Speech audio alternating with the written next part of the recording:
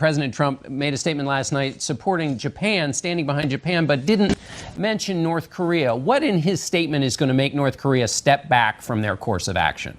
He went out last night in front of the TV cameras and stood shoulder to shoulder with the Prime Minister of Japan and sent a message to the whole world that we stand with our allies. Shoulder to shoulder with the Prime Minister of Japan and declared our steadfast and unwavering support for that alliance. Stood side by side and shoulder to shoulder and expressed the strength and enduring nature of our vital alliance. I want to say something very clearly, and this is going to be very disappointing to the people protesting the president and the people in Congress, like Senator Schumer, who've attacked the president for his lawful and necessary action. The president's powers here are beyond question. There's no such thing as judicial supremacy.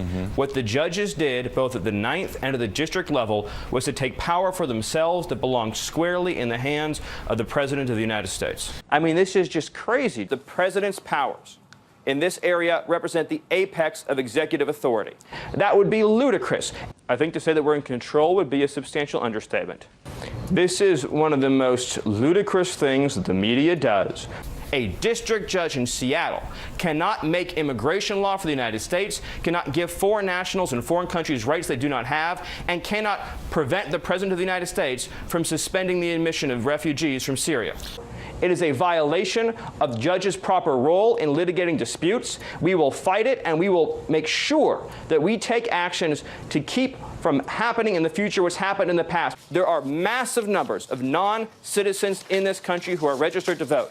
That is a scandal. We should stop the presses, and as a country, we should be aghast about the fact that you have people who have no right to vote in this country, registered to vote, canceling out the franchise of lawful citizens of this country. That's the story we should be talking about, and I'm prepared to go on any show, anywhere, anytime, and repeat it and say the President of the United States is correct 100%.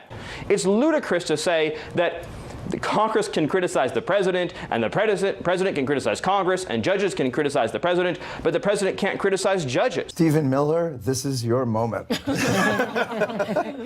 We had two major profiles of Stephan Miller, who is the president's senior advisor and the man who got into a little bit of trouble for, shall we say, the spotty implementation of the travel ban order. This is a guy who was, just a couple of years ago on Capitol Hill, the bane of inboxes. People would set their email to spam every time he would send out one of his famous kind of flaming missives on immigration reform. But now this is the guy who really has the president's ear. And what we are hearing and reported, my colleague and I, Jennifer Steinhauer, today, is that he is now working on work visas, the work visa issue. They are not shying away necessarily from immigration reform. The Bannon cluster in the White House is moving full speed ahead, in part because they feel like they don't have a lot of time. And I think if you look at the backlash against the travel ban, they may not have that much time. I mean, this is just crazy.